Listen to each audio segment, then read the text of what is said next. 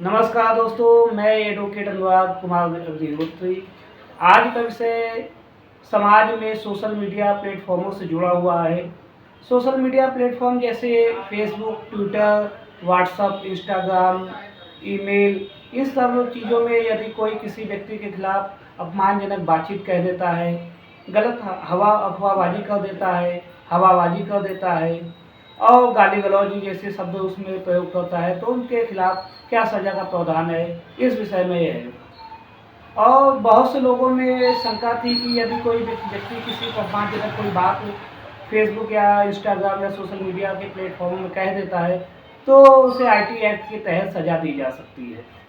दोस्तों, ये पहले था कि धारा 66 ए जो आईटी एक्ट की थी, उसमें सज़ा का प्रावधान दिया गया था।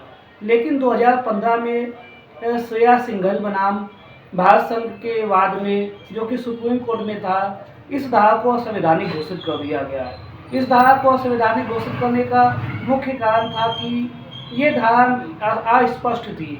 सुप्रीम कोर्ट का कहना था कि इस धारा में ये जो बात कही गई है कि कोई बात किसी के कष्ट का कारण हो, तो वहाँ पे उसको सज़ा दी जा सकती है। तो दोस्तों, यहाँ पे हो सकता है कि कोई बात किसी के लिए कष्टदायक हो और लेकिन वो वह सत्य बात हो, तो यहाँ पे किसी के कष्ट में होने पे उसको सज़ा नहीं दी जा सकती है।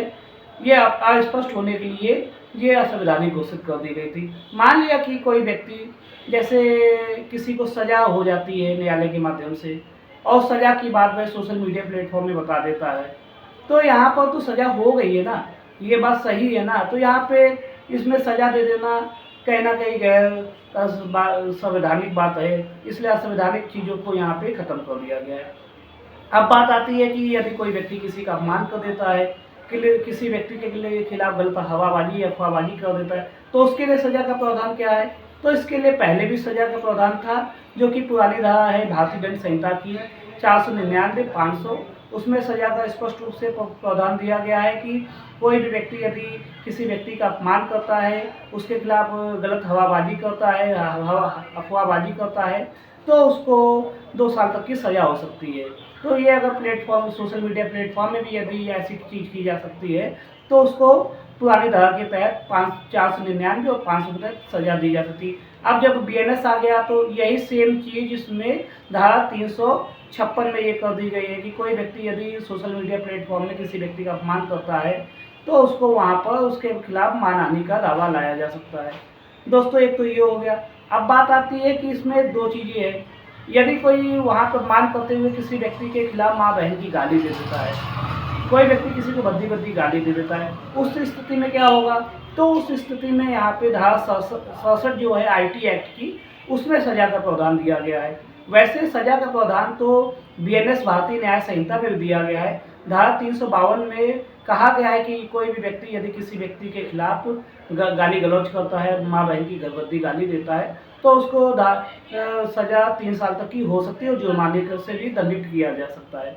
लेकिन वहाँ पे धारा 67 इसलिए उपयोगी साबित हो सकती है क्योंकि उसमें 3 साल तक की सज़ा तो सेम प्रावधान है, लेकिन उसमें 5 लाख तक का जुर्माना भी हो सकता है। तो यदि कोई व्यक्ति किसी व्यक्ति के खिलाफ सोशल मीडिया प्लेटफॉर्म में या ईमेल के माध्यम से, व्हाट्सएप के माध्यम से, फेसबुक में या इंस्टाग्राम में कोई बात लिख देता है, वीडियो चला देता है गाली गलौज वाला, तो उसको वहाँ पे 3 साल तक की सज़ा भी हो सकती है और उसका जुर्माना जो कि 5 लाख तक का होता है, वो भी दिया जा सकता है।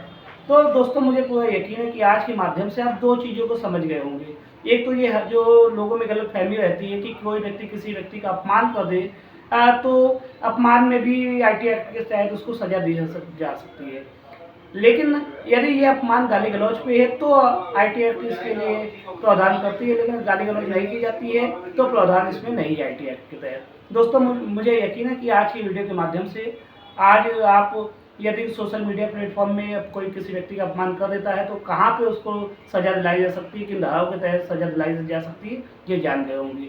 मेरे वीडियो से जोड़ने के लिए बहुत बहुत धन्यवाद। जय हिंद।